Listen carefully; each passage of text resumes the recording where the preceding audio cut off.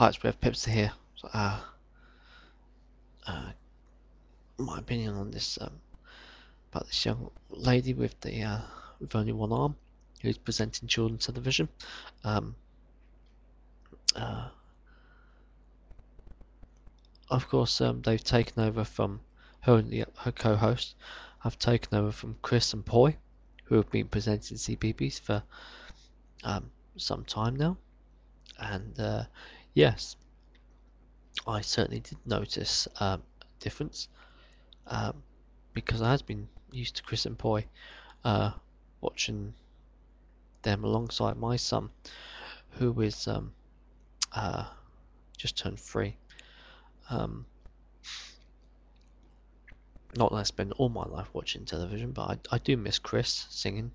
The time has come to say good night, the bedtime hour song. Um, but I think this couple are doing a good job. It was only after several weeks of watching her, I noticed that she only had one arm. So her disability never played that much a huge influence.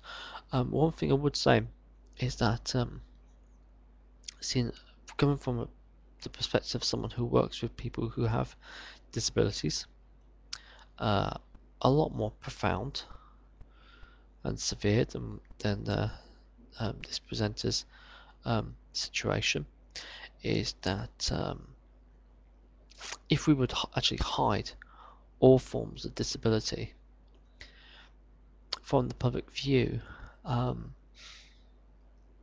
bit like what I feel the comment on the first comment that the guys on ABC actually read out about scaring the children. If we're going to hide all of them, then children won't learn to accept people with disabilities. They won't have any form of understanding or be willing to understand. They'll just see the fear on the parents' faces and in the way they speak, and they'll grow up to be afraid. And we'll get situations where you have children who are 10, 11, 12,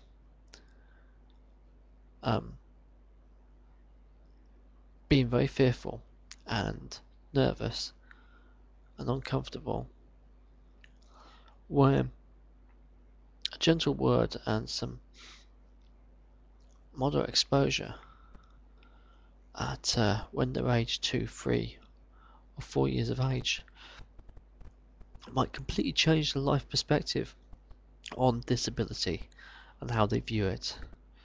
And I applaud this young lady, Kerry, who's come out and said, that she chose not to wear a prosthetic. Applaud that she feels that comfortable.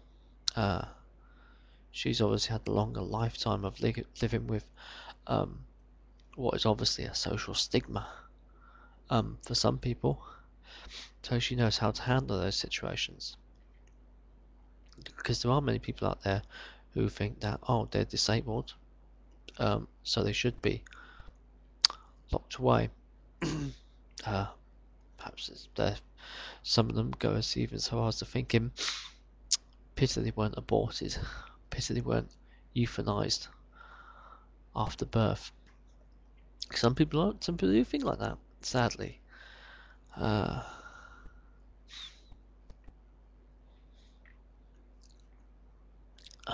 it's a genuine fear that some people really are that fearful of disabilities. Then it does happen, and no one can say it's not true because I'm working with the consequences of a society which at times wanted to shut away people who were slightly different. So I don't want my son growing up in a society where he's in his mid to late teens, and because of his fear, he's being prejudiced against people with disabilities because of his fear of the difference. He's laughing and mocking, or being terrified of people with disabilities. I wanted to take a mature approach to it, and by meeting people, spending time with them, learning to communicate with them. If communication's a big issue in their their ability to interact with society, that he certainly will, will indeed be able to treat people as equals. Because at the end of the day, that's surely what makes a society a good society to live in. That we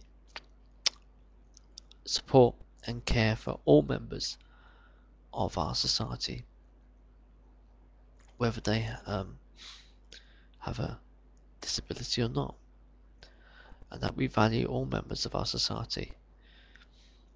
And that's got to be a value which we should be proud of. Because people with disabilities do have a lot to offer our society.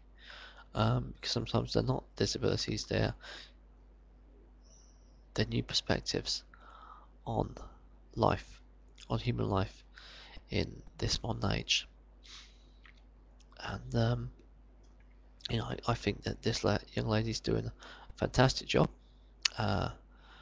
My son, for one, hasn't noticed or isn't having any nightmares or anything like that.